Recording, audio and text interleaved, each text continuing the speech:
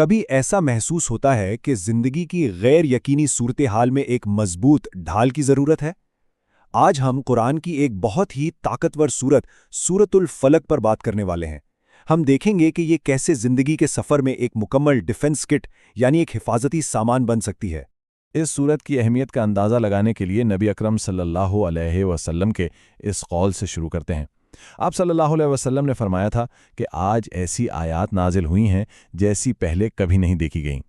تو یہ الفاظ جو اس سورت کے نازل ہوتے وقت کہے گئے فوراً ہی بتا دیتے ہیں کہ یہ سورت اور اس کی ساتھی سورت الناس کتنی غیر معمولی ہیں۔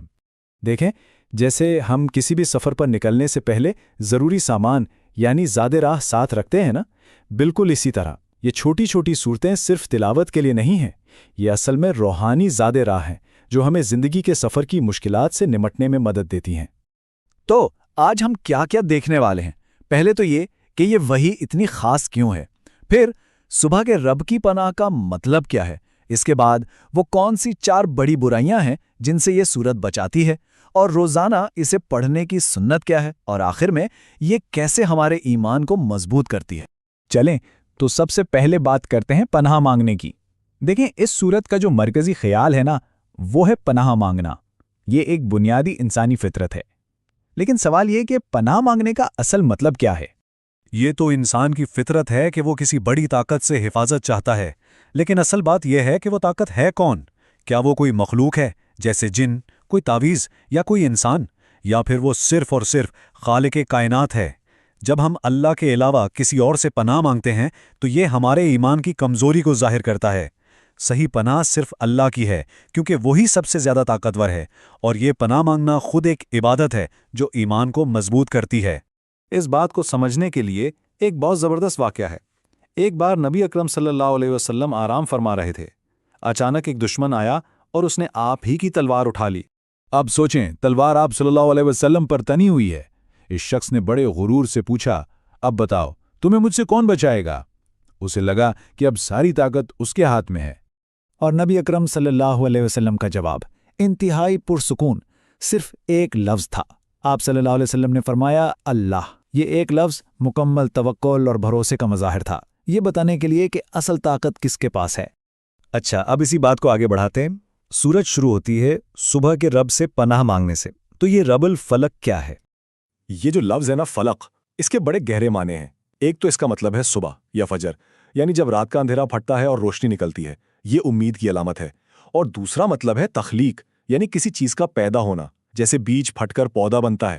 تو جب ہم رب الفلق کہتے ہیں تو ہم اس رب کی پناہ مانگ رہے ہوتے ہیں جو اندھیرے سے روشنی اور عدم سے وجود لاتا ہے۔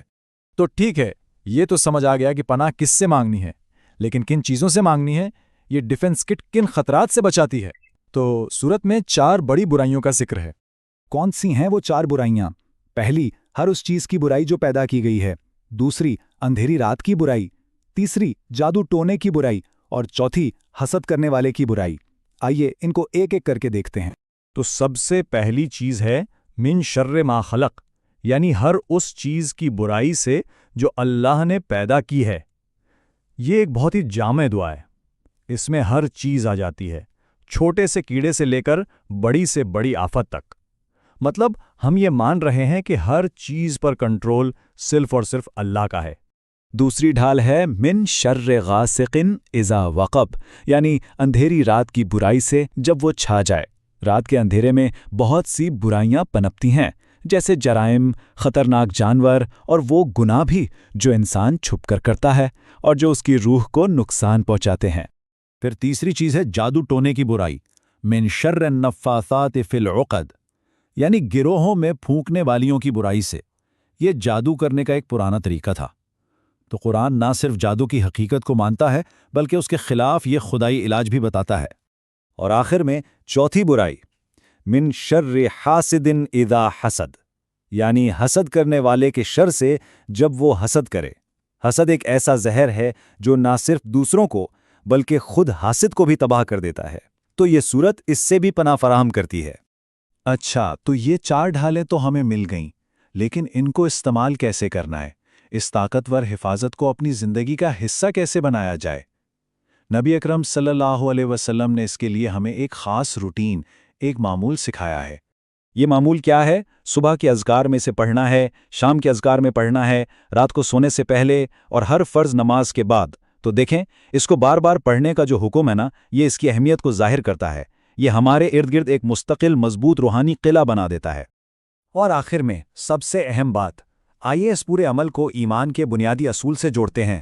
اس سورت کو پڑھنا صرف حفاظت مانگنا نہیں ہے، یہ اس سے کہیں بڑھ کر ہے، یہ ہمارے ایمان کا اقرار ہے۔ جب بھی کوئی اللہ سے پناہ مانگتا ہے تو یہ صرف ایک درخواست نہیں ہوتی، یہ خود عبادت ہے۔ یہ اس بات کا اعلان ہے کہ اصل طاقت صرف اللہ کے پاس ہے، اور یہ ایک ایسا کام ہے جس سے ہمارا خالق خوش ہوتا ہے۔ تو اصل میں یہ ایک چھوٹا سا عمل ہمارے ایمان کی جڑ یعنی توحید کو مضبوط کرتا ہے، کیونکہ ہم زبان اور دل سے یہ اقرار کر رہے ہوتے ہیں کہ طاقت اور حفاظت کا واحد سرچشمہ صرف اور صرف اللہ ہے۔ تو حاصل کلام یہ ہے کہ جب ہم اس سورت کی تلاوت کرتے ہیں تو کیا ہم صرف الفاظ ادا کر رہے ہوتے ہیں، یا ہم اصل میں اپنے ایمان کی بنیاد کو، صبح کے رب پر اپنے بھروسے کو تازہ کر رہے ہوتے ہیں؟ یہ سوال سوچنے والا ہے۔